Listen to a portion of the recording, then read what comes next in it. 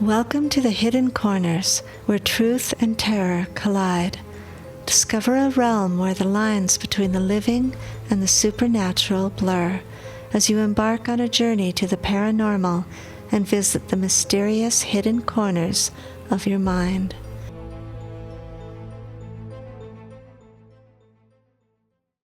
Well, good morning. Welcome to the Wolfman Chronicles. The pack is on its way to celebrate Christmas as a family. So grab your mug of cocoa, settle in, and join us as we unwrap the mystery of Christmas in Ireland. So this is the Wolfman Chronicles, Book 6, Episode 69. We're in Chapter 5, Christmas in Ireland, Achill Island, Ireland.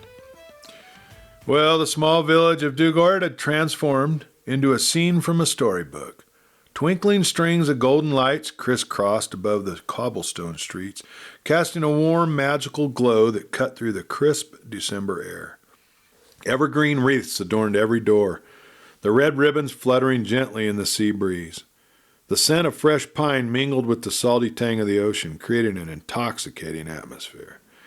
Children ran laughing through the streets, their cheeks flushed pink from the cold as they clutched steaming cups of hot cocoa topped with whipped cream. Vendors lined the narrow lanes, their wooden stalls brimming with handcrafted ornaments, jars of spiced yams and woven woolen scarves. A busker stood near the church, playing an old Irish carol on his fiddle, the melody weaving through the crowds. The village square was the heart of the celebration. A towering Christmas tree stood proudly in the center, its branches sparkling with ornaments made by the locals. And around it, townsfolk gathered, singing carols, and sharing stories by the flickering light of a bonfire. Sasha stood with a warm cup of cider in her hand, marveling at the simplicity and the joy of it all, while Jack couldn't help but smile as he watched the village's youngest residents chasing each other around the tree. "I'm so glad we stayed," Sasha remarked as two young children darted past her, laughing. Jack smiled and pulled her close as a larger boy nearly collided into her as he raced to catch the younger ones. "It feels like a completely different place, as if the town has changed." And Jack nodded. He'd felt it too. Everyone was lighter, happier, even friendly. The dark outline of Slievemore Mountain loomed in the distance, a silent reminder of the mystery that still gripped the island. But for this moment, Dugort was alight with warmth and holiday cheer, the villagers embracing the spirit of Christmas, even under the shadow of the unknown evil that lurked under the mountain. Now, across the square, the local priest stepped up to the makeshift stage where a choir was leading the crowd in a round of carols. Sasha grabbed Jack's hand and led him closer so they could hear what he had to say. The priest raised his hands and signaling for a quiet, and the hum of the gathered crowd gradually faded into silence. His voice had a strong Irish accent, commanding the attention of everyone that was there. "My dear friends," he began, his tone solemn yet welcoming, "as we gather in the warmth of this holy season, surrounded by the laughter of children, the festive lights that brighten our streets, let us take a moment to remember those who came before us. The departed souls who shaped this very land, whose sacrifices and stories are woven into the fabric of Achill Island." He gestured towards the windows of the nearby cottages, where candles flickered softly against the frosted glass. All across Ireland, it is tradition to place a candle in the window, a beacon of light for those that have gone before us. It's a simple act, but a powerful one, a reminder that though they may no longer walk among us, they are never truly gone. The spirit remains in the land, in the sea, and in our hearts. Now a hush settled over the crowd as his words resonated. Many of the villagers put an arm over the shoulders of the person standing next to them, men and women alike, their eyes glistening as they remembered loved ones lost. "This island," the priest continued, "has known joy, but it has also known great sorrow. It has endured storms, both those in nature and those of history. Many a man has been lost at sea, and yet we remain, carrying forward the legacy of those who came before us. And tonight, let us honor them. Let us remember their strength, their courage, and their love." He paused for several minutes, allowing the weight of his words to settle over the crowd. I want to remind ye, at the stroke of midnight on Christmas Eve, we will gather here for midnight mass, to celebrate the light of faith that guides us through the darkness. Following the mass, I invite you all to join me for a candlelight vigil, and together we will climb the path to the cemetery on Slievemore Mountain, where we will light the way for the souls of the departed and offer our prayers for their eternal peace. The priest's voice softened, taking on a tone of gentle reverence. The light of a single candle may seem small, but together our flames can illuminate even the darkest light. So tonight, and every night until the Feast of the Epiphany on January the 6th, you'll let your candles burn brightly. Let them be a symbol of hope for our little community, a tribute to our history, and a promise to carry forward the spirit of this island. A murmur of agreement rippled through the crowd. The villagers exchanged glances, slapping each other on the back before wandering off to join friends, partake in the festivities once again. The priest wandered through the crowd, shaking hands with the locals and tousling kids' hair as they ran up to touch his robe, darting off again in their game of chase. And as he walked up to Jack and Sasha, he introduced himself. "I've not seen you here before," he stated as he shook Jack's hand. "No, we're just visiting," Jack says. "Our family will be joining us for the holidays, but afterwards, we plan on heading back to the United States. We live in Alaska." "Ah, beautiful state," he smiled. "I spent a wee bit of time in Juneau a few years ago, visited a beautiful little Catholic church. Perhaps you know it. It sits right on the water. Lynn Canal, I believe. Anyway, it has a beautiful little stone chapel and crypt with all the stations of the cross grown over with moss. It's called the Church of St. Therese. Do you know of it?" Sasha shook her head. "You care to walk with me?" the priest asked as he turned to walk back to the church. "Perhaps we can share a cup of tea." "Yeah, we'd like that very much," Jack replied. "We were hoping to learn a little more about the history of this community. Maybe you can help us." The priest regarded Jack closely and made a little humph noise. "Perhaps," he said. The church stood like a beacon of hope against the soft gray sky, its steeple reaching upwards, dusted with fresh fallen snow. The stone was weathered by centuries of Atlantic winds and was now adorned with garlands of evergreen boughs and holiday decorations. A large wreath hung on the wooden door leading into the church. Inside, the scent of beeswax candles and fresh pine filled the air, mingling with the faint aroma of frankincense from an earlier mass. Dozens of candles were placed throughout the sanctuary. Stained glass windows, vibrant even in winter's dim light, depicted scenes from the Nativity and the Stations of the Cross. Jack and Sasha were struck by its beauty. "You must come for the Christmas Eve service," Father O'Malley said as he whisked them through a door into a small back courtyard, and the candlelight vigil up on the mountain. Jack and Sasha looked at each other. They'd already seen one candlelight vigil, and it hadn't ended well. Was the father part of that procession on the night of the full moon, Jack wondered? Inside the rectory, Father O'Malley poured the three of them a cup of tea. He handed Jack a small flask after pouring a swig of golden-colored liquid in his own cup. To good Irish whiskey, he smiled as he raised his cup in a toast. "So what would you wantin' to know?" he asked Jack. Jack wasn't sure how much he should divulge of the activities that had occurred since they'd arrived. He thought it best not to tell Father O'Malley what they had seen on the mountain and the mysterious thing that had chased him away. "Can you tell us about Slievemore Mountain? We've heard rumors that something rather mysterious occurs there at night, and several of the townsfolk have warned us not to be caught on that mountain after dark." Father O'Malley took a long sip of tea before answering. "Well, coming from Alaska, I'm sure you think it quite strange that we call Slievemore a mountain. It's more like a fairy knoll in comparison to your great mountains. But it has always been a place of wonder and mystery," the priest began. "And wonder and mystery often walk hand in hand with fear. There are stories, passed down through the generations, about the mountain being cursed." He paused, letting the words settle, his voice lowering into a more intimate tone, as if he were revealing a great secret.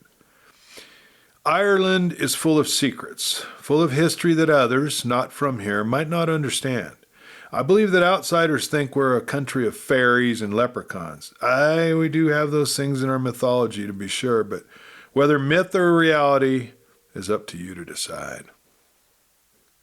Our ancestors say the mountain was once the domain of ancient warriors, fierce protectors of this land, great wolf warriors. The lands were covered with forest then, but over the years man brought agriculture to the island and sheep. The forests are mostly gone now, and so are the wolves.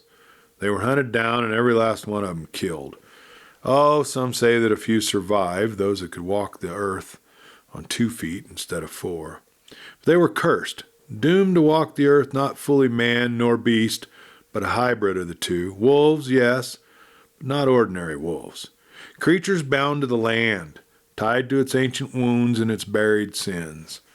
Some say the curse sleeps, that the old wounds have scarred over, Father O'Malley continued, his tone more ominous. But I fear that the curse is waking.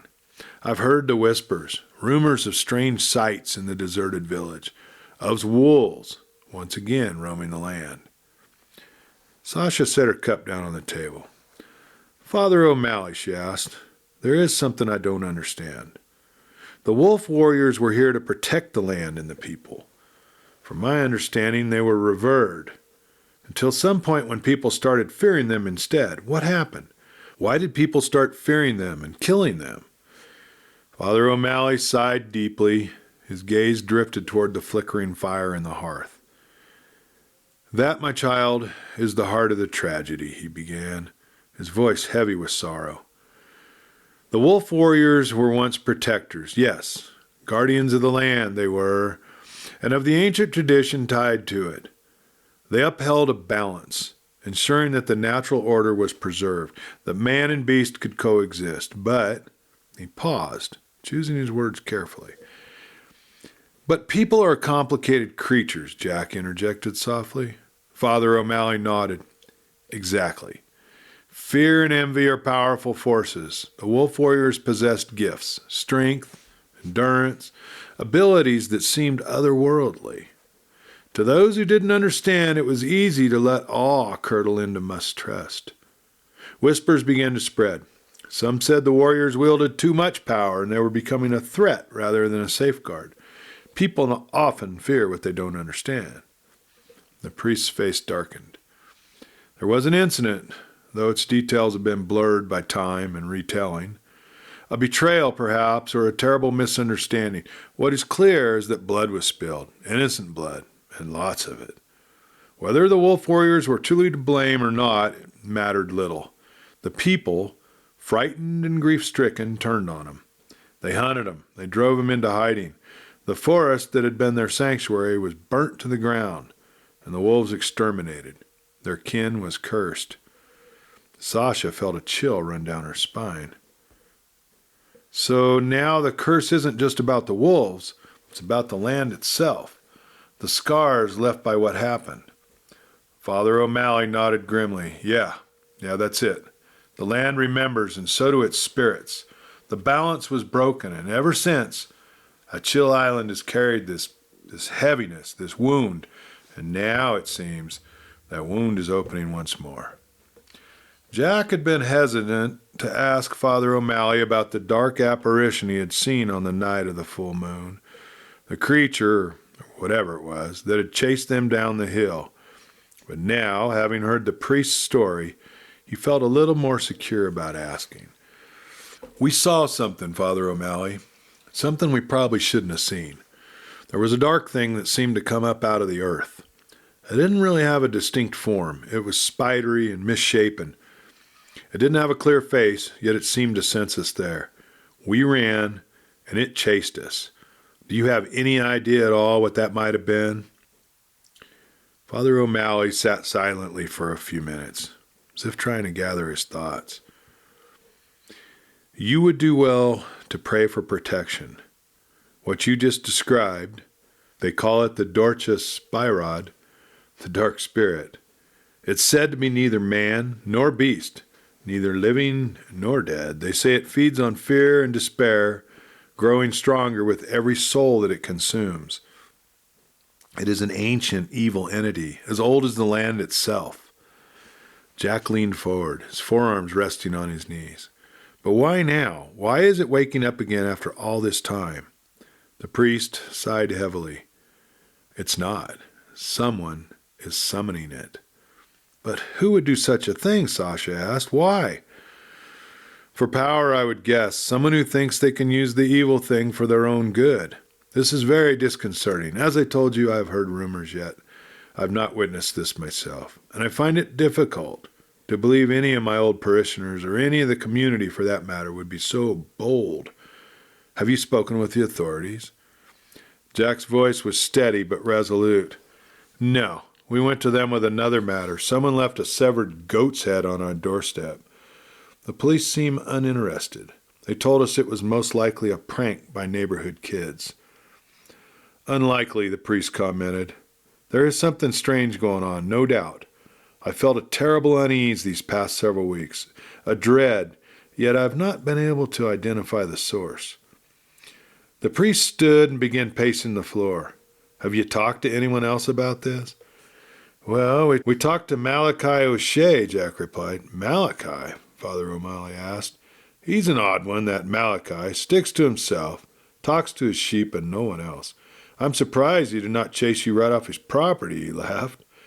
What did Malachi tell you? He said he would gather his forces, and we told him we would gather ours, Jack replied. Father O'Malley nodded, though his expression remained troubled. Pray that it's enough. Jack and Sasha wandered back through the village on the way to the old fisherman's cottage. Snow was beginning to fall, and the little town felt peaceful and calm. It was hard to imagine that such darkness could lurk beneath the surface of this tranquil place. The snowflakes fell gently, blanketing the rooftops and cobblestone streets in a soft white glow, their descent illuminated by the warm light spilling from the candles in the windows of the cottages. The faint sound of carolers drifted on the breeze, their harmonies blending seamlessly with the rhythmic crash of the waves on the distant shore. Jack glanced over at Sasha. Her cheeks were flushed from the cold, her breath visible in the icy air. Hard to believe, isn't it? He murmured. She nodded, her gaze fixed on the glowing windows of the village pub, where families gathered, laughter and music spilling out each time the door swung open. This place feels like it belongs in a storybook, she said softly. Not a cursed island with dark spirits chasing people through the ruins. They walked in silence for a moment, the snow crunching under their boots. The old fisherman's cottage came into view, its stone walls weathered and smoke curling away from the chimney, while the shadows of Slievemore Mountain loomed over watchful. It felt like the calm before the storm.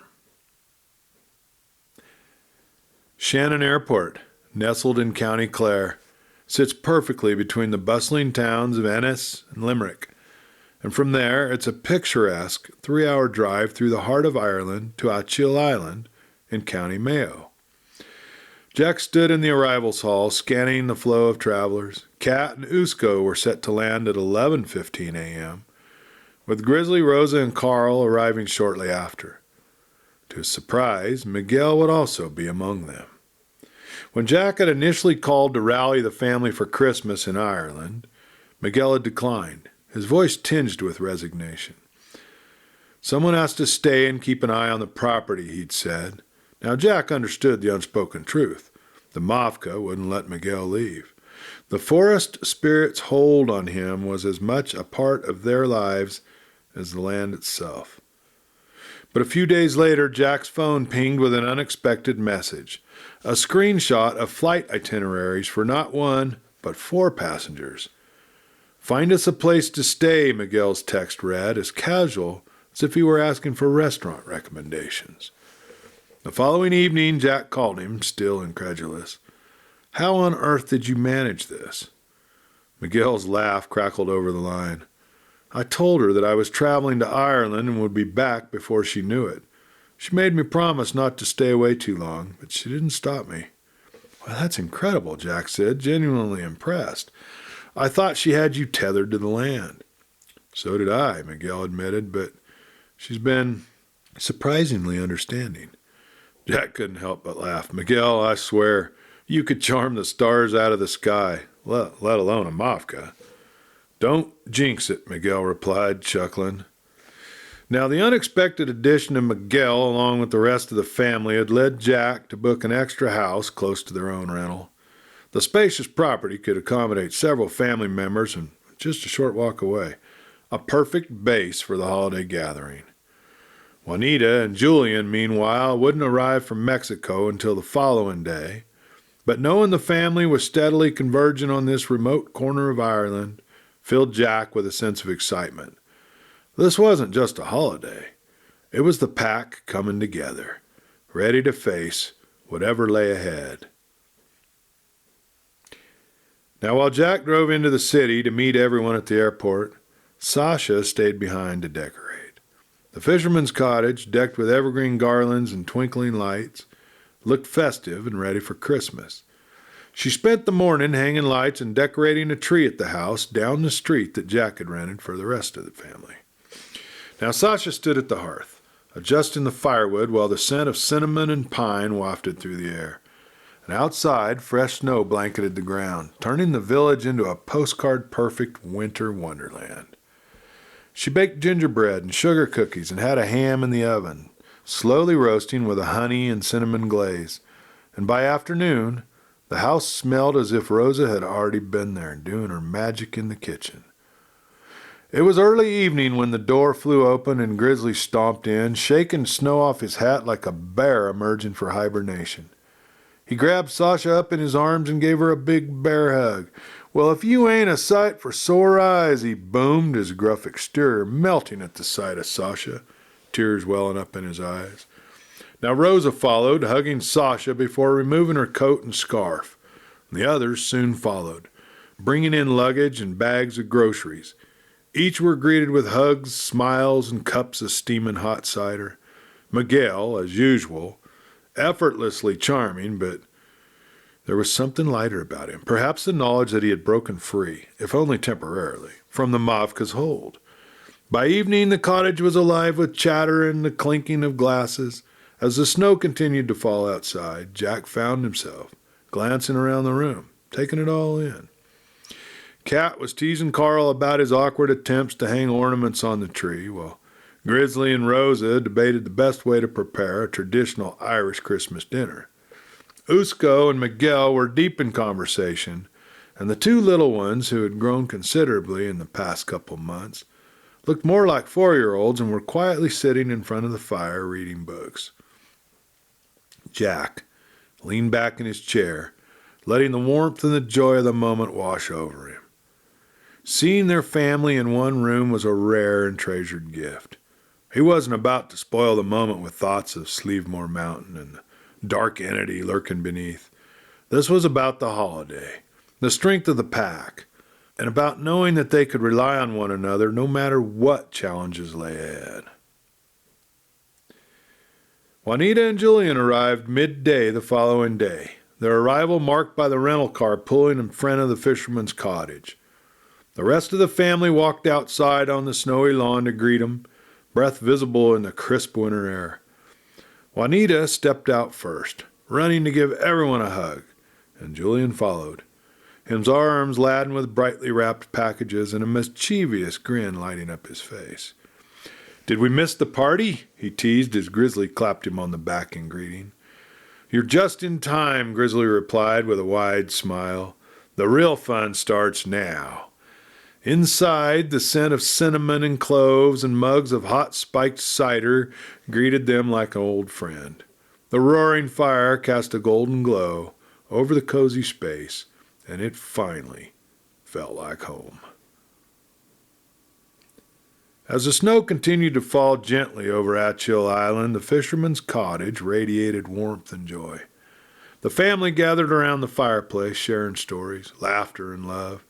And outside, the soft glow of candles in the windows reflected the Irish tradition of honoring those who came before them, a reminder of the ties that bound them to this land, and to each other. Jack stood by the window, gazing out at the snow-covered hills and the shadow of Slievemore Mountain in the distance. Its presence a constant reminder of the mysteries that awaited them. For now, though, the warmth of the season wrapped around him like a comforting embrace. He turned to Sasha, who sat by the fire, laughing at something Grizzly had said. This is what they fought for. This love, this unity, and this family. As the evening wound down, Jack addressed the group, his voice carrying a mixture of gratitude and resolve. This Christmas, being here together means more than words can say. But as much as I want to hold on to this moment, we can't forget why we're here.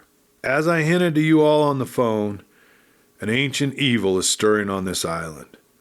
Sasha and I have felt its presence and seen it with our own eyes. There's a battle ahead, and it's going to be unlike anything we've dealt with in the past. But when the time comes, we'll face it together. The room fell silent, the gravity of Jack's words settling over them like a snowfall. But then Sasha raised her mug and smiled. But for tonight, we celebrate. Merry Christmas, everyone. Thank you for listening to this week's holiday episode of the Wolfman Chronicles. We hope you've enjoyed spending time with Jack, Sasha, and the rest of the family as much as we've enjoyed bringing their story to life. Clay and I would like to take a moment to wish you all a truly wonderful Christmas, filled with warmth, love, and cherished memories. As you celebrate this season of light, don't forget to keep an eye out for the mysteries that surround us. Sometimes the greatest stories are just waiting to be discovered. We hope you'll join us next week as the tale deepens and Jack and Sasha's journey takes an even darker turn. Until then, from our family to yours, Merry Christmas, everyone.